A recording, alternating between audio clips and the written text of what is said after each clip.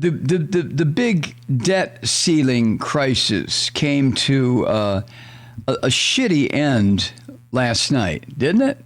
Huh? All of that sweat and yelling and screeching and screaming and Mitch McConnell parading around the Senate building with that little pinched lip look of his that makes him look even more like a turtle.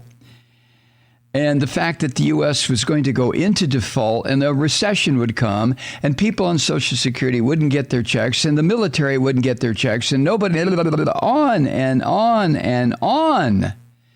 A manufactured debt ceiling crisis. How many times have we gone through this? Huh? So the farce is over now. That bullshit, that drama is over. Well, until the middle of December. And then we get to do it all over again. So Paul Waldman, writing in the Washington Post the other day, says, let's take stock of what we've learned. We haven't learned anything.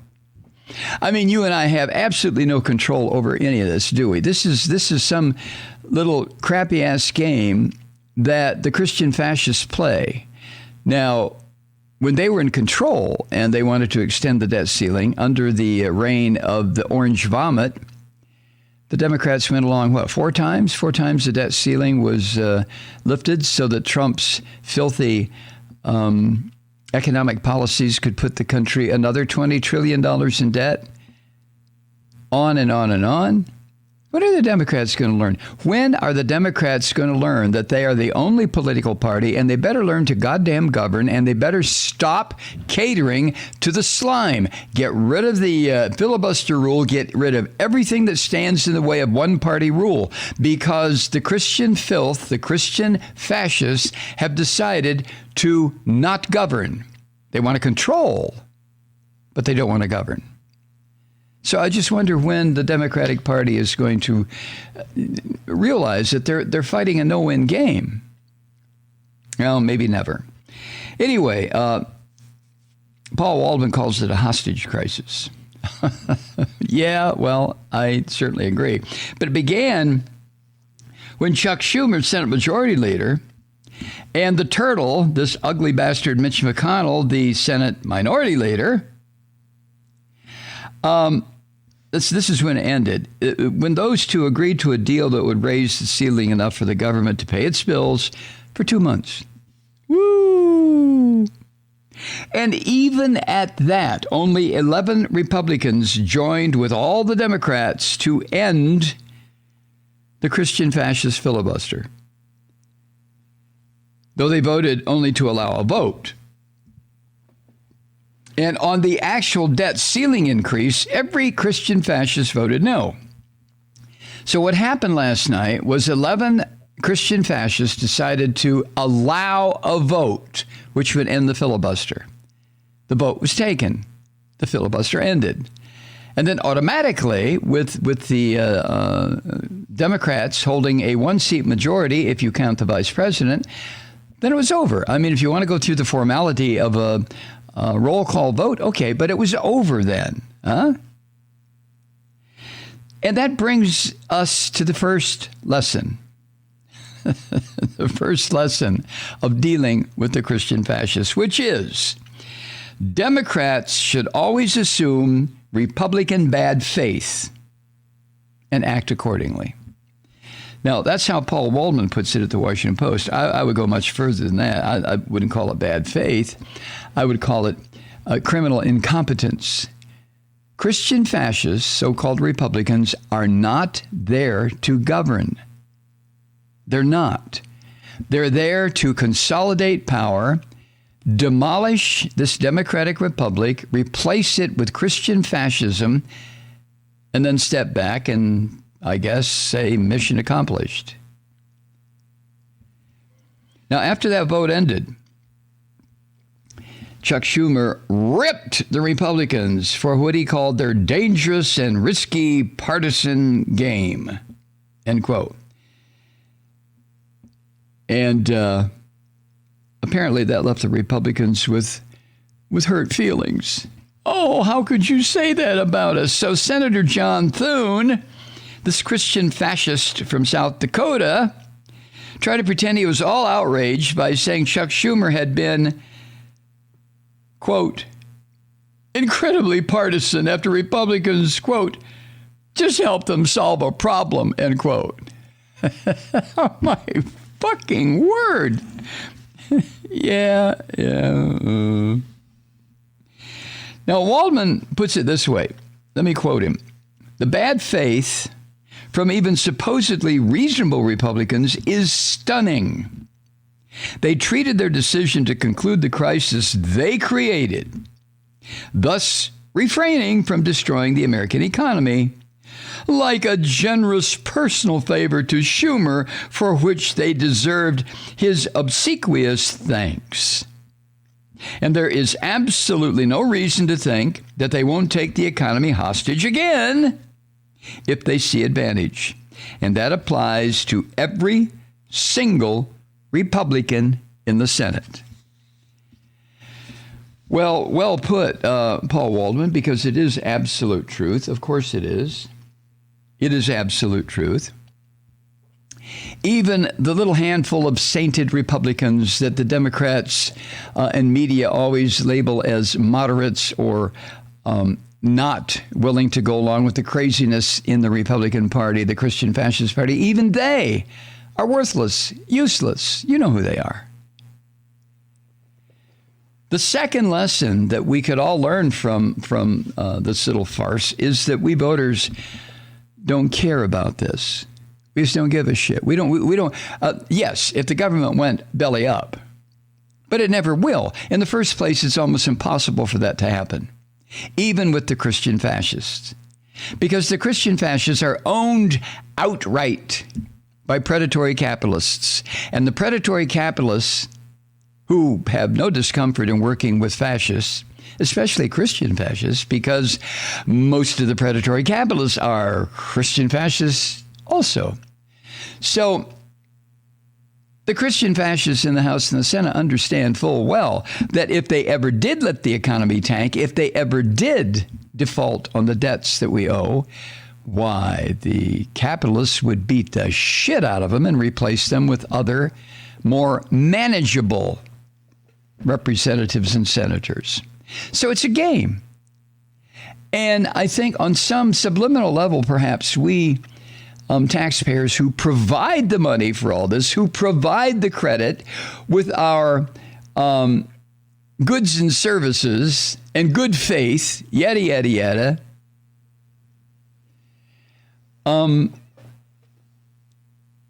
we don't care because we know it's not going to happen. So voters don't care about this. No, there's nothing wrong with that. There's so much of this stuff that we Americans find just nauseatingly boring. And where the idea that we do care about it becomes dangerous is when the Christian fascist side starts to think that we do care about it. No, we don't.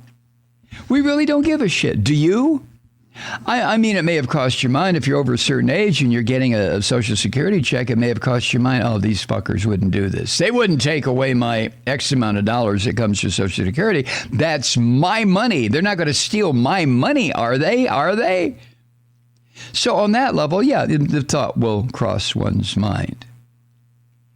But the Republicans, the Christian fascists, understand that sure, you may be able to get some of their followers to say, ooh, we care about the national debt. Ooh, we really do, not knowing what the hell they're saying. But the same people aren't going to listen to all the little shitty details in this conflict over the what's it called now? The debt, the debt ceiling. And as Waldman points out, that means if people see headlines about partisan bickering in Washington, they'll default to blaming the party in charge, the Democrats, which is why the Christian fascists do this. That's all. They know they'll get a couple of inches, not mileage, but a couple of inches out of this kind of bullshit. But it also means that the public won't punish those who vote to raise the debt ceiling.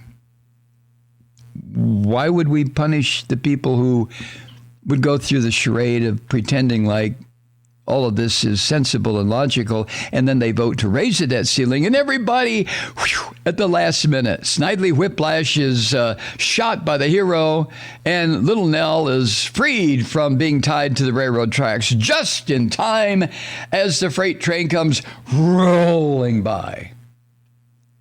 I mean, come on.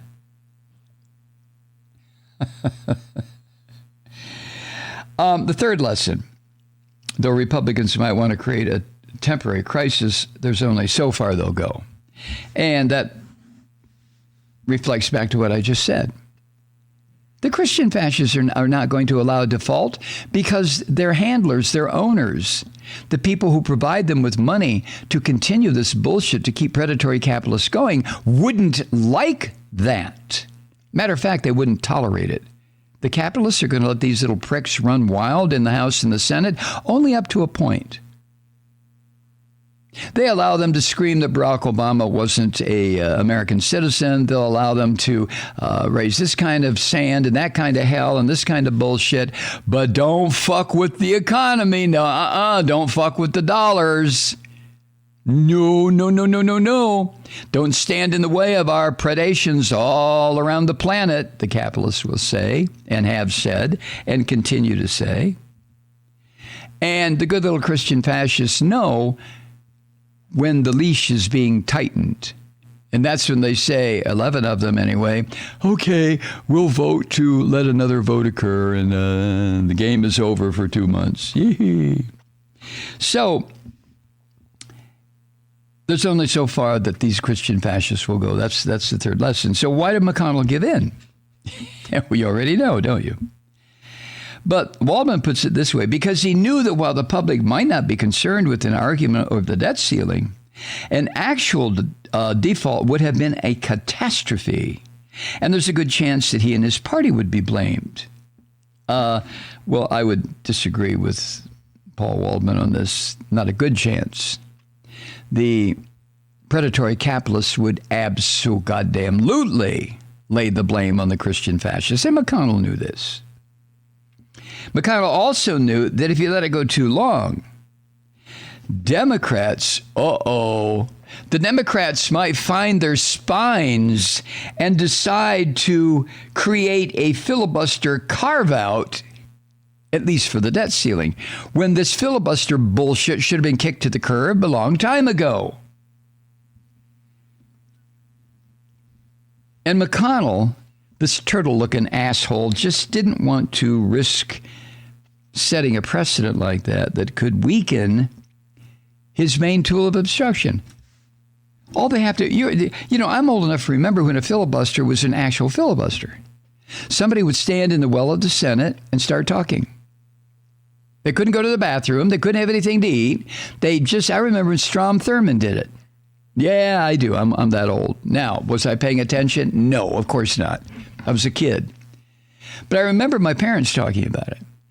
Strom Thurmond, who railed for hours against human rights, against civil rights. I mean, and all the while, Strom Thurmond was having sex with his his family's African-American maid, even having a child with her. You see what I mean about these? Oh, and he went to church every Sunday. You see what I mean about these Christian fascist son of a bitches? Oh, of course you do. So the filibuster shouldn't even be there. The fourth lesson. And I think this is one that the Democrats better wrap their minds around and expand on. And that is the Democrats won by hanging tough. Now, that played out very differently from a similar battle in 2011 that Waldman references here. And that's when Republicans used the threat of default to maneuver President Obama and Democrats into an agreement imposing brutal spending cuts that weakened the Great Recession recovery that was given to us by the war criminal George W. Bush, another Christian fascist. So back then, 10 years ago, the Democrats had their teeth kicked in, and maybe they learned something. I hope they did. This time, there was no question the Democrats were not going to play that shitty little game. Waldman points out that has to become the model for any future replay of this crisis. You don't negotiate with terrorists. I mean, isn't that standard U.S. policy, even though we don't always follow that policy? But you don't negotiate with terrorists, especially when the terrorists have infiltrated the House and the Senate. When they look like the normal robotic white people who prance around the House and the Senate, and they will look you in the face and tell you, well, we're going to crash the economy because we can do it, so we're going to do it unless you back off from all these spending ideas. We don't want to help people. We don't want a budget. We don't want the debt ceiling increase because you will just go ahead and spend more money on, people. You don't negotiate with terrorists. And you also don't give policy concessions to keep the Christian fascists from sending America into some kind of a phony-ass default. All right, Waldman has the final and most important lesson. Democrats have to avoid a repeat of this any way they can. Well, yay, I wonder if the Democratic Party has the spine to do it. I mean, Schumer talks a good talk, doesn't he? I mean, when he stands in the well of the Senate and makes these very intense, positive statements about what is going to happen, we will do. And then when the rubber meets the road, I don't know, something about Schumer, he just kind of doesn't follow through. So Democrats have to avoid a repeat of this any way they can. And all during this particular little manufactured crisis, the Christian fascists said that they wanted the Democrats to raise the ceiling through reconciliation. Now, you and I are not very well versed in what that means, and it doesn't matter, does it? That's one of those things we just don't give a shit. Run the country. We don't care what terms you use. The Christian fascists are not there to manage the country. They're there to destroy everything. Hi, Truth Seekers. Mike Malloy here. As you know, we've switched formats and are now broadcast exclusively on the Progressive Voices Network. So that means you get fewer program interruptions, no corporate commercials, and lots of profanity. But our format change also means some of our radio listeners no longer hear the program. It's been a while since I mentioned our podcasts, so you may have forgotten that there is a way to listen to this program anytime you need a good dose of screaming. Visit MikeMalloy.com and subscribe to our podcasts. As a podcast subscriber, you can download the program to your mobile device and take me with you wherever you go. And if you have a friend who needs a dose of truth-seeking, you can give a gift subscription as well. That's MikeMalloy.com. And never miss a minute of the uncensored fun and frivolity.